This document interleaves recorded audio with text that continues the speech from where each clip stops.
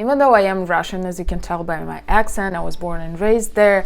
I moved to the US so long ago, so I don't remember what exactly I used to believe in. Thanks to Google, I could refresh my memory and tell you all about what I used to believe before I moved here. And if you are new to this channel, please hit the subscribe button and ring the bell if you want to learn more what it is like to be a native Siberian in the US. First one, all Americans are fat and people love fast food here, which is true. Not every American is fat for sure, but people do love fast food. American people are different from each other. Some of them are obsessed with like healthy and clean eating and being like fitness and wellness and all this stuff. Others don't give a shit about it, but they just do like normal diet, and they sometimes do burgers, sometimes they would do like vegetable salad. What I really love about the US is that you can meet people all over the world and they all have different like eating habits. Some of them love Mediterranean food or Italian food, which has a lot of meats, a lot of pasta, but also a lot of fresh veggies and seafood. Chinese food here is very affordable, fast, and delicious. Is that a fast food then? I do believe that the percentage of fat people in the US is higher than in other countries or even in Russia.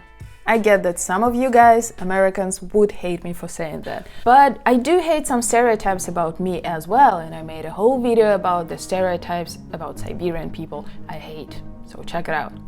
Next one is such a small one, but it's stuck in my mind so vividly that people here wear shoes at home.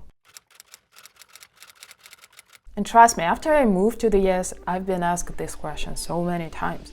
And I was growing up watching these movies and shows and assuming that everyone wears shoes at home, which is very weird for us Russians, and especially for us Siberians. But I don't have a definite answer whether it is true or no. I've been living in the US over 5 years now. All this time I've been living in New York State. And here people do take shoes off, which makes me think maybe people in the northern part of the country do take their shoes off. So maybe it is true. Let's say you live in Florida or like South California. Maybe people don't take their shoes off because it's like basically always summer and your shoes are clean and nice and it's sunny outside. Another thing, maybe when you're rich, you don't have to take your shoes off because your shoes are super expensive and you don't walk much. And then you have people cleaning for you. So if you guys have any idea of why some people do take their shoes off, some people don't, please let me know in the comments below. Next one, I was growing up believing that everyone has a huge house and a car.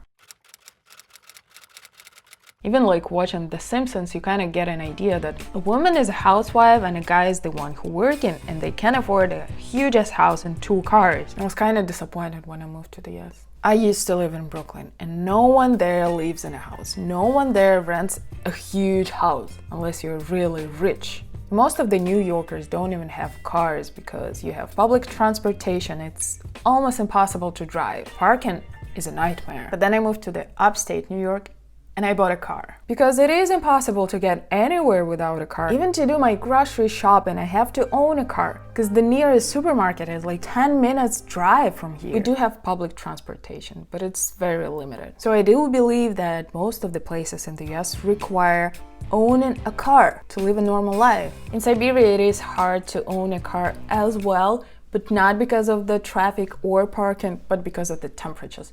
I made a video about what it is like to live in Siberia and what it is like to drive a car in Siberia when it's like -50. Spoiler, it is complicated. And I do believe it used to be true, right? When people could afford more things when one person's salary. Families could have like a huge house, multiple cars, and then kids would go to college, which is super expensive here. But nowadays, I don't think it is true. Next one, Americans are super cheerful and super friendly. That is true.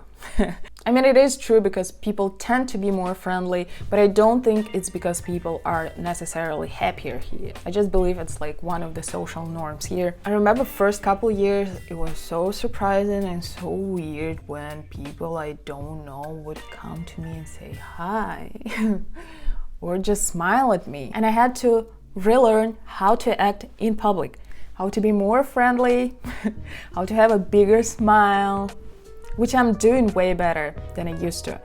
Because, you know, one of the stereotypes about Russians is that we're super like grumpy and gloomy people, which is true. At least partially. We're not as friendly to people, especially to people we don't know. The last one and the hardest one to talk about probably is that I truly did believe that Americans are not religious at all. People in the US differ from each other a lot. There are some overly religious people. There are multiple cults and colonies. And people who I talk to, like my coworkers, people around me, are not religious. Most of them are atheists, some of them somewhat religious. And I live in New York State. Maybe it is a thing as well. I've never lived in the South. And no, I don't know anyone who owns a gun. I do believe that it is important to learn about other people's cultures, about other people's mentalities and backgrounds.